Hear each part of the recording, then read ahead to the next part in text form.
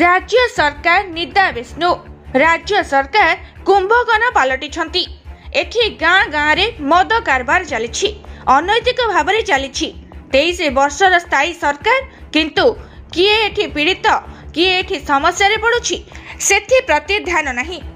एठी IT raid रे धरा पड़िला प्राय 400 कोटी टंका केमिति एते सबु अबकारी जिनिस बा कला धनर कारबार हेउछि सेथि प्रति टिके भी ए सरकारकर ध्यान नहीं। जेमिति पाषाण पलटि जाइछंती बोली कही राज्य सरकार को ऊपर खूब बर्षिछंती बीजेपी सांसद अपराजिता षडंगी। एथिसह ओडिशा रे मद पाई महिला माने किपरि निर्यातित हेउछंती और सेमानक घर द्वारा उजुड़ी जाउछि ताहा एबे जळ जळ होई देखा जाउछि किंतु राज्य सरकार को किछि फरक पड़ुनी।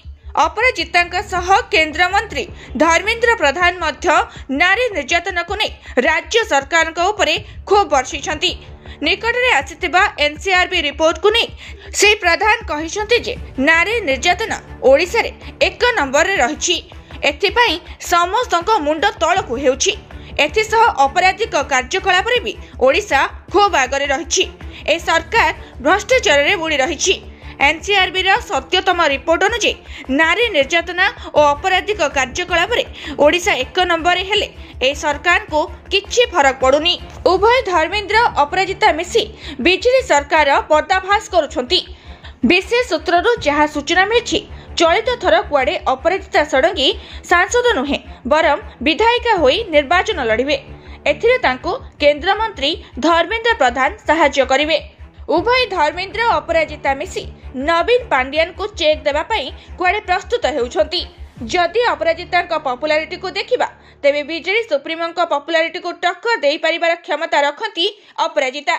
एथिसह जदि धर्मेंद्र साहाय्य अपराजिता सहित रुहे तेबे तांकु एथर मुख्यमंत्री हेबारु केही भी वंचित करि परिबेनी।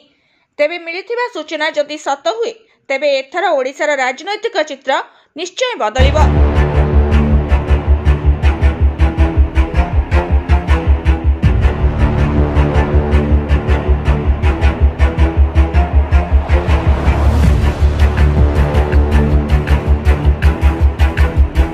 ब्यूरो रिपोर्ट कर्तव्य न्यूज।